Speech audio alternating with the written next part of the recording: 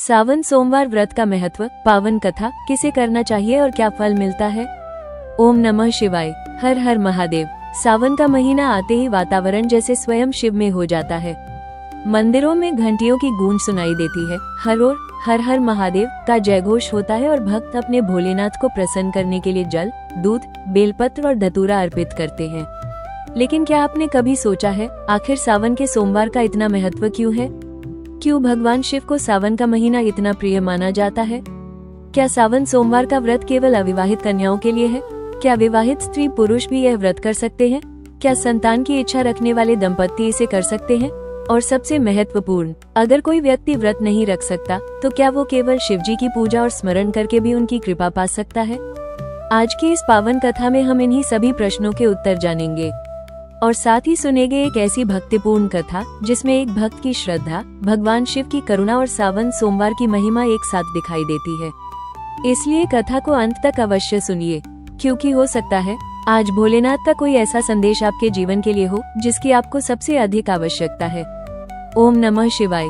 सावन और भगवान शिव का संबंध। कहा जाता है कि सावन का महीना भगवान शिव की आराधना के लिए विशेष माना गया है। इस महीने में भक्त भगवान शिव का जलाभिषेक करते हैं, बेलपत्र चढ़ाते हैं और सोमवार के दिन उपवास या संयम रखते हैं। धार्मिक मान्यता के अनुसार सावन में भगवान शिव की पूजा करने से भक्त के मन में भक्ति, धैर्य और सकारात्मकता बढ़ती है। लेकिन इस महिमा को समझने के लिए हमें भगवान शिव और माता पार्वती की कथा की ओर चलना होगा। माता पार्वती की तपस्या। हिमालय की पुत्री पार्वती के मन में भगवान शिव को पति रूप में पाने की इच्छा थी। भगवान शिव वैरागी थे, उनका मन संसार के मोह से दूर था। माता पार्वती ने उन्हें पाने के लिए कठोर तपस्या की। दिन बीतते गए, ऋतुएं बदलती रहीं, लेकिन माता पार्वती की श्रद्धा नहीं बदली। उन्होंने अपने मन को भगवान शिव में स्थिर कर लिया। उनकी तपस्या का भाव केवल यह नहीं था कि उन्हें अपनी इच्छा पूरी करनी है। उनकी तपस्या में समर्पण था, विश्वास था और भगवान के प्रति अटूट प्रेम था। अंततः भगवान शिव उनकी तपस्या से प्रसन्न हुए। यही कारण है कि सावन में भगवान शिव और माता पार्वती की आराधना को विशेष महत्व दिया जाता है। ये कथा हमें एक बहुत सुंदर बात सिखाती है। सच्ची भक्ति केवल मांगने का नाम नहीं है। सच्ची भक्ति विश्वास और समर्पण का नाम है। साहूकार और उसके पुत्र की पावन कथा। बहुत समय पहले एक नगर में एक धनवान साहूकार रहता था। उसके पास धन दौलत की कोई कमी नहीं थी। घर बड़ा था, व्यापार अच्छा था, समाज में सम्मान था, लेकिन उसके जीवन में एक कमी थी। उसकी कोई संतान नहीं थी। साहूकार और उसकी पत्नी भगवान शिव के बड़े भक्त थे। हर सोमवार वे शिव मंदिर जाते, शिवलिंग पर जल चढ़ाते, बेलपत्र अर्पित करते और हाथ जोड़कर एक ही प्रार्थना करते, हे भोलेनाथ, हमारे जीवन में सब कुछ है, लेकिन यदि आपकी इच्छा हो तो हमें एक संतान का सुख प्रदान कर दीजिए। समय बीतता गया, साहूकार की भक्ति कम नहीं हुई। विशेष रूप से सावन के सोमवार को वो पूरे नियम और श्रद्धा से भगवान शिव की पूजा करता। कहा जाता है कि उसकी भक्ति से माता पार्वती प्रसन्न हुई। माता ने भगवान शिव से कहा, प्रभु, आपका ये भक्त बहुत श्रद्धा से आपकी पूजा करता है, इसकी इच्छा पूरी क्यों नहीं करते? भगवान शिव बोले, देवी, इसके भाग्य में संतान का योग तो है, लेकिन उस संतान की आयु केवल 12 वर्ष होगी। माता पार्वती ने फिर भी साहूकार के भक्तिभाव को देखते हुए भगवान से उसकी इच्छा पूरी करने की प्रार्थना की। कुछ समय बाद साहूकार के घर पुत्र का जन्म हुआ। पूरा परिवार खुशी से भर गया। बच्चे का नाम रखा गया अमर।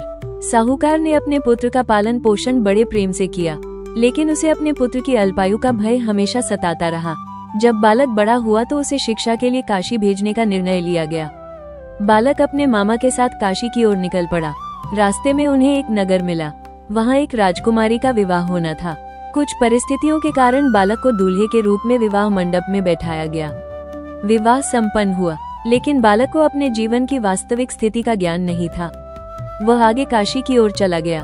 समय बीतता गया। बालक की आयु 12 वर्ष के निकट पहुंच गई। उसके परिवार में चिंता बढ़ने लगी, लेकिन भगवान शिव के प्रति श्रद्धा बनी रही। उसकी मां ने सावन सोमवार के व्रत और शिव पूजा को नहीं छोड़ा। वो हर सोमवार भगवान शिव से प्रार्थना करती, हे महादेव, मेरे बच्चे की रक्षा करना, मैं आपके चरणों में अपना सब कुछ समर्पित करती हूँ। एक दिन बालक गंभीर रूप से अस्वस्थ हुआ। परिवार भयभीत हो गया, लेकिन मां ने शिवजी का नाम लेना नहीं छोड़ा। वह शिवलिंग के सामने बैठकर महामृत्युंजय मंत्र का जाप करने लगी। उसकी आंखों से आंसू बह रहे थे। वो कह रही थी, भोलेनाथ, मेरे पास आपको देने के लिए कुछ नहीं है, बस मेरी श्रद्धा है। मेरे बच्चे को अपनी शरण में रखिए। धार्मिक कथा के अनुसार भगवान शिव अपने भक्त की पुकार से प्रसन्न हुए और बालक को जीवनदान प्राप्त हुआ। माता पिता की आंखों में आंसू थे, लेकिन इस बार वे आंसू दुख के नहीं, कृतज्ञता के थे। उन्होंने हाथ जोड़कर कहा, हे महादेव, आप सच में अपने भक्तों के नाथ हैं। इस कथा से हमें क्या सीख मिलती है? ये कथा हमें यह नहीं सिखाती कि केवल व्रत रखने से हर व्यक्ति को निश्चित रूप से वही परिणाम मिलेगा, बल्कि इसका सबसे सुंदर संदेश है, भक्ति में विश्वास रखिए, संकट में भगवान को याद कीजिए और अपने कर्मों से पीछे मत हटिए। व्रत का वास्तविक उद्देश्य केवल भूखा रहना नहीं है। व्रत का अर्थ है अपने मन को संयमित करना, अपनी इंद्रियों पर नियंत्रण रखना, क्रोध कम करना, बुरे विचारों से दूर रहना और भगवान के प्रति अपने मन को समर्पित करना। सावन सोमवार का व्रत किसे करना चाहिए? अब सबसे महत्वपूर्ण प्रश्न, सावन सोमवार का व्रत आखिर किसे करना चाहिए? धार्मिक मान्यताओं के अनुसार जो व्यक्ति श्रद्धा से भगवान शिव की आराधना करना चाहता है, वो सावन सोमवार में पूजा और व्रत कर सकता है। लेकिन हर व्यक्ति की शारीरिक स्थिति अलग होती है, इसलिए व्रत का अर्थ केवल निराहार रहना नहीं समझना चाहिए। अब जानते हैं अलग अलग लोगों के लिए इसका क्या महत्व माना गया है। 1. अविवाहित लड़कियां। धार्मिक परंपरा में माता पार्वती की तपस्या को आदर्श मानते हुए कई अविवाहित कन्याएं सावन सोमवार का व्रत रखती हैं। मान्यता है कि भगवान शिव की पूजा करने से योग्य जीवन साथी के लिए प्रार्थना की जा सकती है। लेकिन यहाँ भी सबसे महत्वपूर्ण बात है, केवल विवाह की इच्छा नहीं, बल्कि ऐसा जीवन साथी पाने की प्रार्थना करें जिसके साथ सम्मान, प्रेम, विश्वास और संस्कार हो। 2. अविवाहित युवक। सावन सोमवार केवल महिलाओं के लिए ही नहीं माना जाता, पुरुष भी भगवान शिव की आराधना और व्रत कर सकते हैं। वे अच्छे जीवन साथी, अच्छे गृहस्थ जीवन और अपने जीवन में संयम व सद्बुद्धि के लिए भगवान शिव से प्रार्थना कर सकते हैं। 3. विवाहित स्त्री पुरुष पति पत्नी मिलकर भगवान शिव और माता पार्वती की पूजा कर सकते हैं। धार्मिक मान्यता में शिव पार्वती को आदर्श दाम्पत्य का प्रतीक माना जाता है, इसलिए दंपति अपने वैवाहिक जीवन में प्रेम, विश्वास, शांति और एक दूसरे के प्रति सम्मान के लिए प्रार्थना कर सकते हैं। 4. संतान की इच्छा रखने वाले दंपति। जो दंपति संतान की इच्छा रखते हैं, वे भी भगवान शिव और माता पार्वती की पूजा कर सकते हैं। ऐसे समय में मन से प्रार्थना करें, हे महादेव, हमें स्वस्थ, संस्कारी और सुखी संतान का आशीर्वाद दे। लेकिन संतान प्राप्ति से जुड़ी किसी भी चिकित्सकीय समस्या में पूजा के साथ डॉक्टर की सलाह और उपचार को भी महत्व देना चाहिए।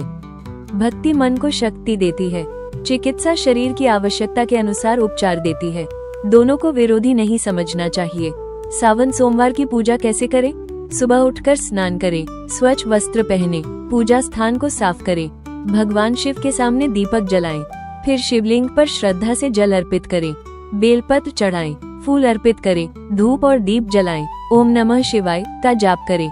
यदि संभव हो तो शिव चालीसा या शिव स्तुति का पाठ करें और अंत में भगवान शिव से अपनी मनोकामना कहने से पहले एक बार यह जरूर कहें, हे महादेव, मेरे जीवन में जो मेरे लिए उचित है वही प्रदान करना।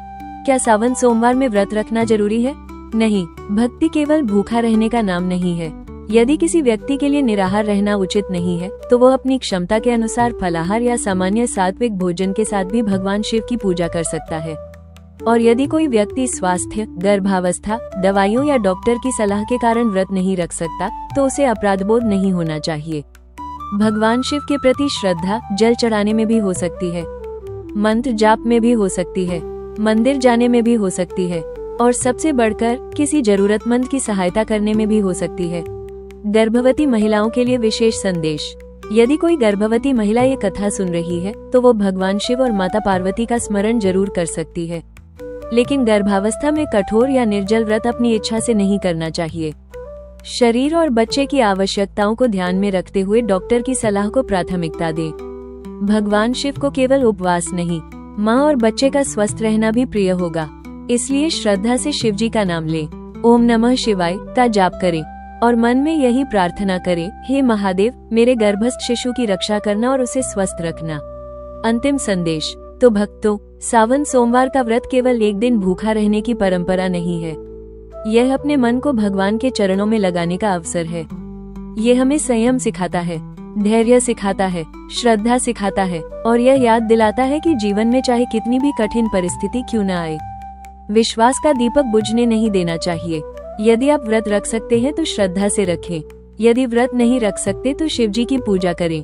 यदि पूजा के लिए समय नहीं है तो कुछ क्षण ओम नमः शिवाय का जाप करें, और यदि वो भी संभव न हो तो अपने मन में महादेव को याद कर ले, क्योंकि भोलेनाथ के लिए सबसे मूल्यवान वस्तु केवल पूजा की सामग्री नहीं, भक्त का सच्चा भाव है। हे देवों के देव महादेव, हे माता पार्वती, जो भी भक्त इस पावन कथा को श्रद्धा से सुन रहा है उसके जीवन से भय दूर करे, उसके मन को शांति दे, उसके परिवार में प्रेम और सुख बनाए रखे। जो संतान की इच्छा रखते हैं उन्हें उचित समय पर संतान सुख प्रदान करे। जो अपने वैवाहिक जीवन में शांति चाहते हैं उनके रिश्ते में प्रेम और समझ बढ़ाएं। जो किसी कठिनाई में है उन्हें धैर्य और सही मार्ग प्रदान करे, और सबसे बढ़कर हर भक्त के मन में अपनी भक्ति बनाए रखे। हर हर महादेव। ओम नमः शिवाय। यदि आपको ये पावन कथा अच्छी लगी हो तो कमेंट में श्रद्धा से लिखिए हर हर महादेव ट्राइडेंट साइन, और इस कथा को अपने परिवार और प्रियजनों तक जरूर पहुंचाइए। ओम नमः शिवाय। हर हर महादेव।